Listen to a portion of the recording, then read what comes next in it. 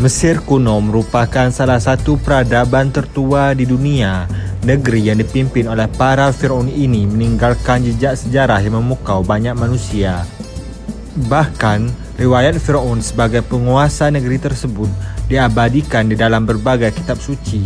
Namun demikian, cerita yang disampaikan tidak utuh dan masih samar-samar. Selama ribuan tahun, riwayat para Firaun dan sejarah dari peradaban Mesir kuno menjadi sebuah misteri. Tentunya menjadi pertanyaan besar, mengapa sejarah para Firaun dan negerinya itu baru terungkap di abad ke-19 Masehi. Bangsa Mesir kuno di masa lalu menulis dan meninggalkan prasasti-prasasti dengan tulisan hieroglif. Tulisan ini menggunakan gambar-gambar tertentu sebagai simbol huruf. Sayangnya, tulisan ini sudah punah dan tidak digunakan lagi ketika Mesir dikuasai oleh Kekaisaran Romawi. Pada abad ke-4 Masehi, Kaisar Romawi Theodosius I menutup semua kuil pagan orang Mesir.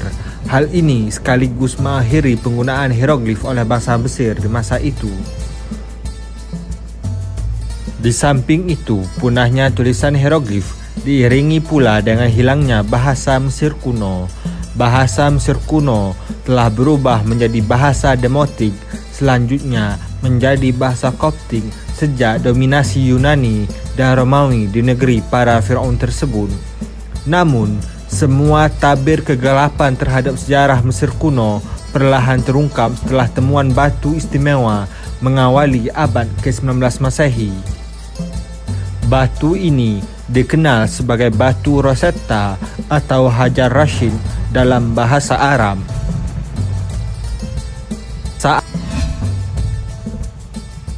Saat pasukan Prancis berhasil menduduki kota Rashid di bagian utara Mesir pada tahun 1799 di era Napoleon, seorang tentaranya yang bernama Pierre-François Bossart melaporkan adanya temuan batu bersejarah kepada atasannya. Batu tersebut tidak utuh, tingginya sekitar 112 cm, lebarnya 76 cm, dan tebalnya 28 cm.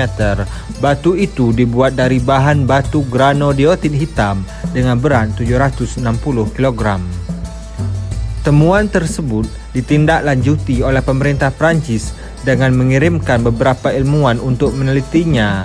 Pada tahun 1800, tim penelitian tersebut mengungkapkan bahwa batu Hajar Rashid adalah prasasti kuno yang ditulis dalam 3 aksara, yaitu hieroglif Mesir pada bagian atas, aksara Demotik di bagian tengah, dan aksara Yunani di bagian bawah.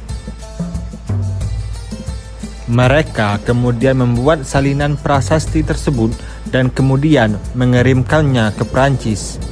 2 tahun setelah itu, Mesir diambil alih oleh Inggris.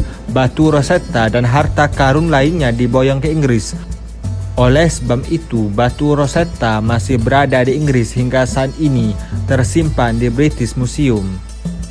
Prasasti yang ditulis dengan 3 aksara dan 3 bahasa menjadi kunci dalam memecahkan tulisan hieroglif yang telah punah. Di masa itu, para ilmuwan telah bisa membaca tulisan Yunani kuno serta mengerti pula bahasanya. Pada bagian tulisan Yunani, peneliti menemukan nama atau gelar tokoh tertentu yang ditulis seperti Alexandria, Ptolemeus, Arsinoe, dan lain sebagainya.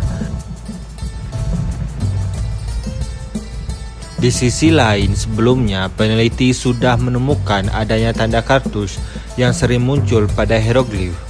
Tanda kartus berbentuk oval dengan garis vertikal atau horizontal pada salah satu sisinya. Tanda ini diindikasikan muncul untuk menulis nama atau gelar raja dalam prasasti. Oleh sebab itu, para peneliti perlu membandingkan nama-nama tokoh yang ditulis dalam aksara Yunani dengan tulisan hieroglif yang diberi tanda kartus.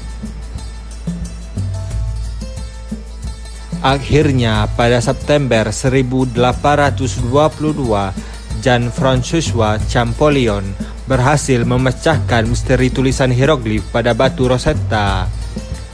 Ia kemudian mengetahui bahwa hieroglif bukan sekedar simbol murni, tetapi juga tanda yang mewakili bunyi.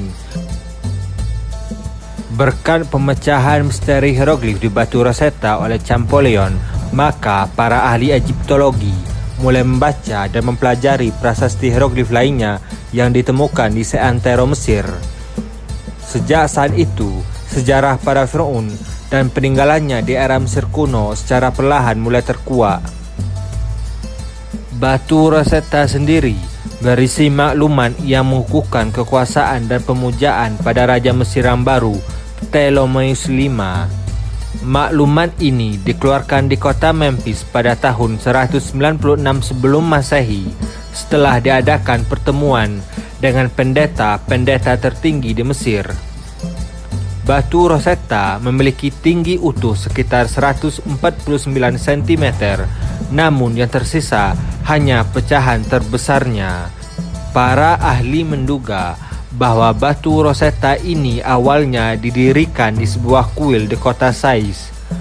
Setelah sekian lama terkubur, batu ini kemudian dipindahkan pada masa kekuasaan dinasti Mamluk di Mesir dan kemudian dijadikan sebagai bahan pembangunan benteng Qatbay di kota Rasid hingga ditemukan kembali pada akhir abad ke-18 Masehi.